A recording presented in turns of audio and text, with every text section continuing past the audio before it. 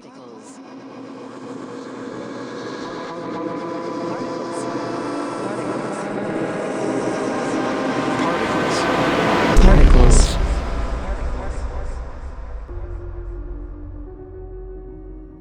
this is Mefjus once again with Particles. This time with our new track, Mefjus and Phace, Bubble. Track came out last week, and I'm gonna walk you through the Cubase project.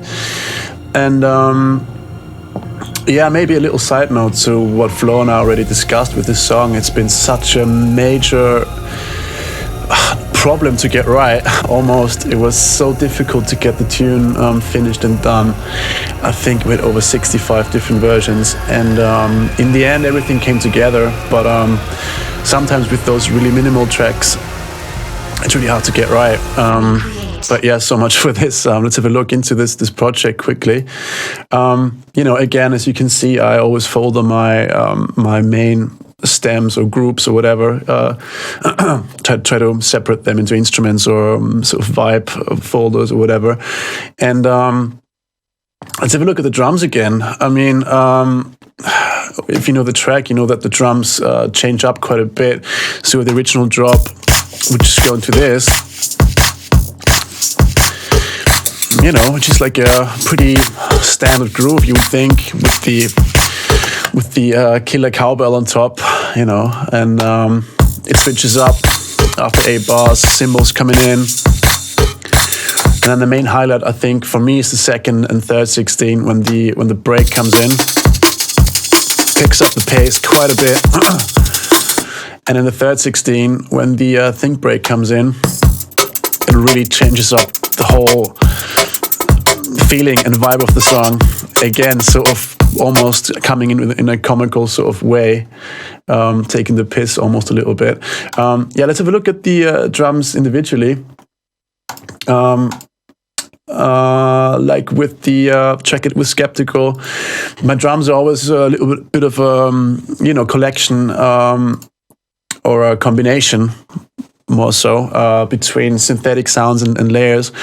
And here again, you would have a electronic synthetic kick and the top layer from a previous stage of the project, which is, at this stage only a hi-hat really, but layered with the actual kicks. It makes sense.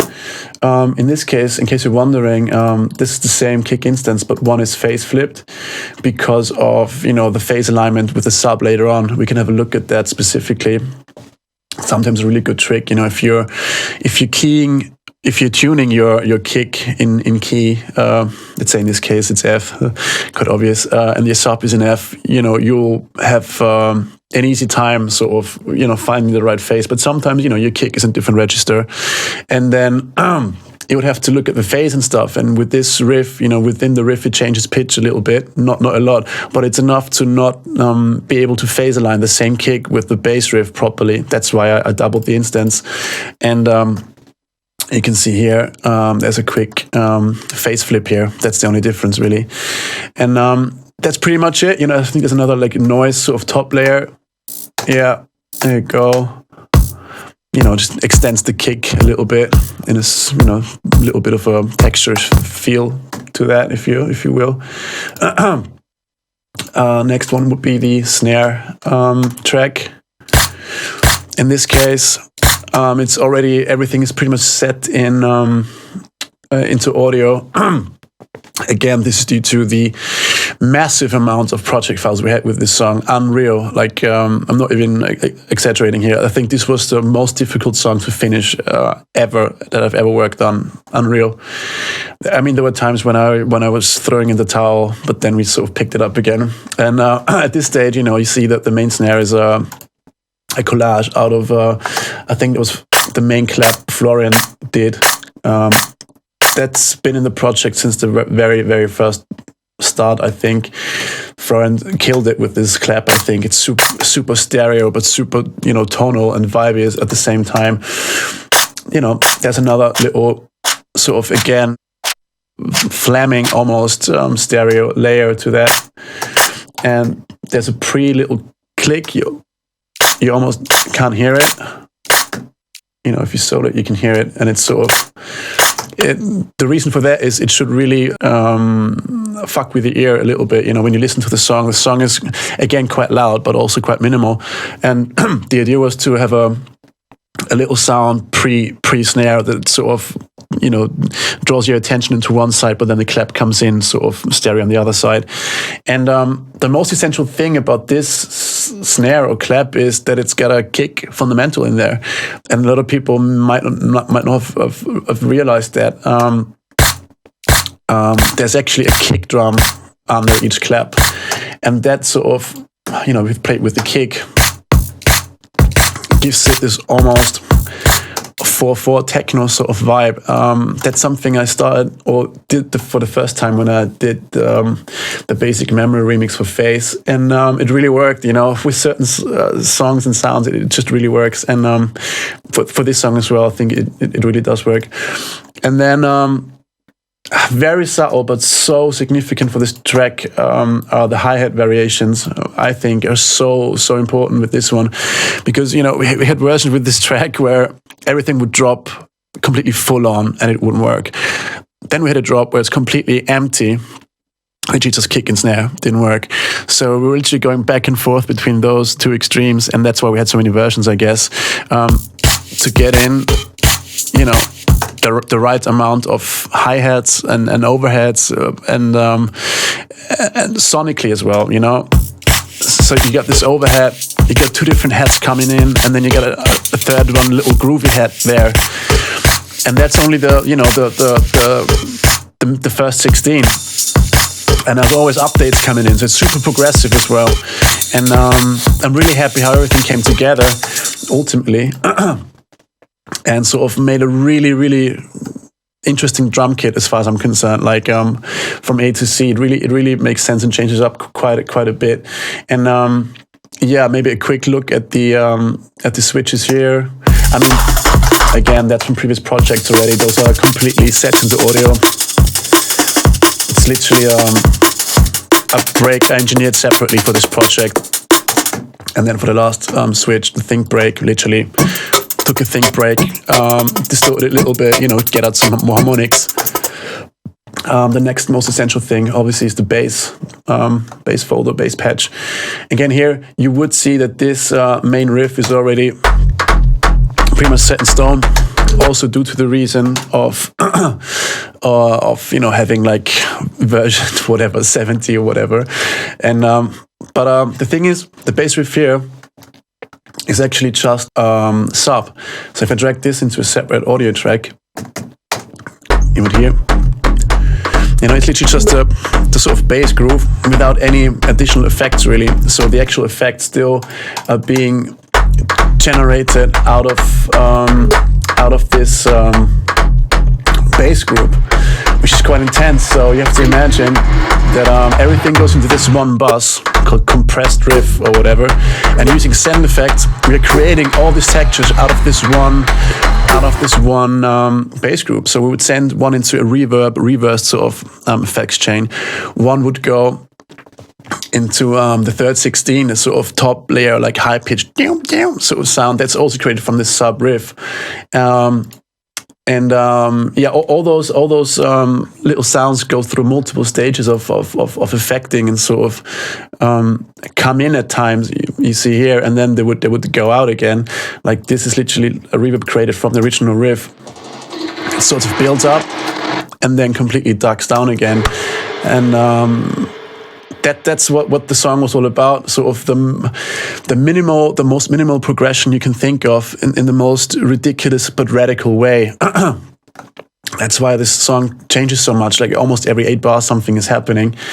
And as for the bass riff, we don't see it here anymore, but that was quite the mission as well, to get this sound right. You know, it's well percussive and with multiple serum instances back then, and it was quite difficult to figure out what we wanted to hear. You know, is it the harmonic around 132 hertz, that really has a tone to it, or is it more like a low pass sawtooth, with multiple harmonics coming up from the sub? Both ways had their charm and their right to be there, but then we went for a combination out of those. So the first sound would be like a sawish sort of sound harmonically. So you can hear there's a sub, first, second harmonic in there, and then with the others, it's not. So there's different harmonics, coming in, and that's what makes the sound or the song still enjoyable. And that's the reason why there's variation within it, even though it sounds quite quite straightforward and quite one-dimensional. But that was the route we wanted to go, and I'm really happy we did that. Because those minimal tracks are really hard to pull off and keep interesting. And I think we did an okay job on doing that.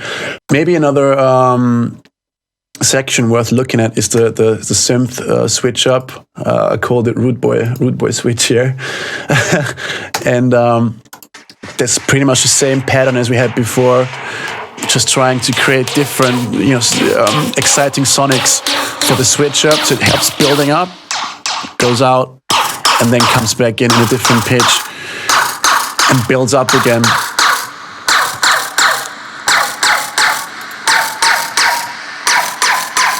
And then goes out again. And here it's a similar approach like we do, like we did Skeptic on Eye on Amber. It's stacking multiple instances of the same sort of sound, and then trying to dial in different harmonics. In this case, we also tried to bring in another rise. So that's like a basic sawtooth rise, gated dynamically when the riff comes in, to sort of emphasize the dramaticness of this part, and they're gelled together, compressed together in a separate bus. And having this being the same sort of groove as the original riff, it just works, And that's that. Has a little layer in the third 16 as well, just to have some, more top end to that section. And so much for the synth and bass in this one. It's not that spectacular if you think about it. This song is more about the groove and the switch ups and how they work together. Another essential thing to mention maybe is the vocal, and as you might have guessed, Florian smashed it on the vocals. Those vocals were in the song since day one. Recreate. And their signature flow, their signature Phace, they just really give the song its attitude. It's amazing, He just comes up with those crazy ideas. He's like, Martin, let's do a song about social media people, always putting up statuses and thinking about where the next 10 likes come from or whatever. And I was having an idea for my album Manifest back then. I wanted to do a similar thing. I wanted to do a track called Planet Plastic, with a similar sort of vibe, and that's why the intro is actually in there. Let's maybe jump into the intro quickly. The sample I used here is something I prepped for my album, but I didn't use it because I already had enough songs that I was happy with, and this one specific theme was very much out there, and I thought back then needed its own sort of release or its own sort of attention. And I was lucky that Florian and I were on the same page when it came to that sort of approach. And I'm using Instagram and Snapchat. And Snapchat, or I'm on Instagram. I do use Uber. I'm on Snapchat and Instagram a lot. I think I cut it out from a commercial from one of those social media platforms. I'm not gonna name that, but it sort of emphasizes the point we were trying to make in the intro and in the breakdown, but sort of really forcing that point down the listener's ear one last time for the sake of it. And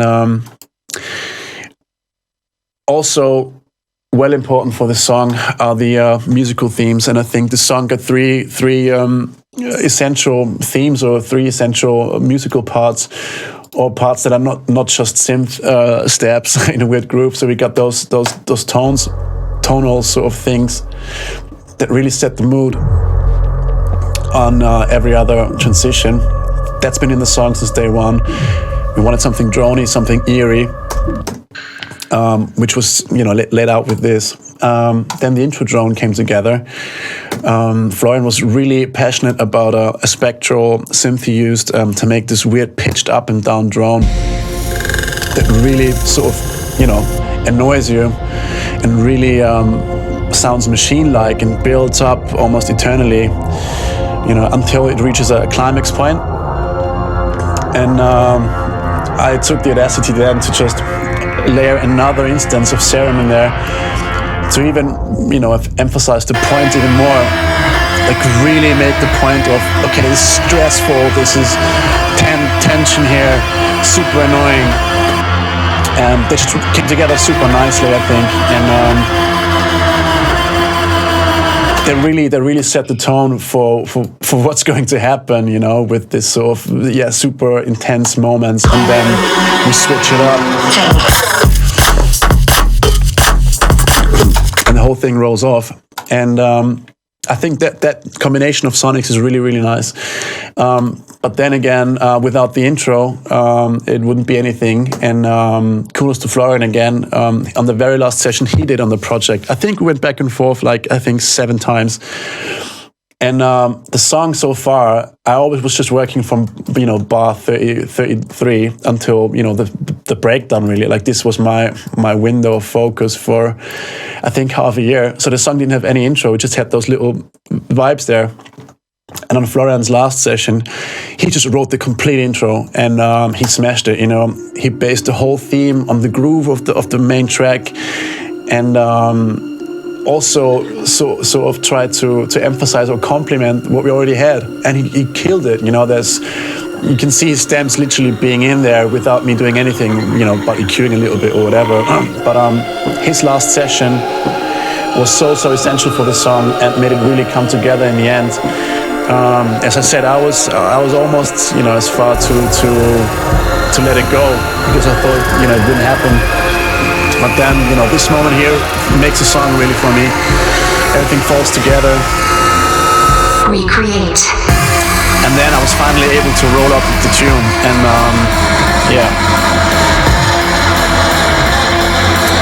really happy how it came together. And it's one of those ones that really sort of, tells you, if you get a good feeling about a tune and it doesn't come together, don't necessarily dismiss it, give it another go.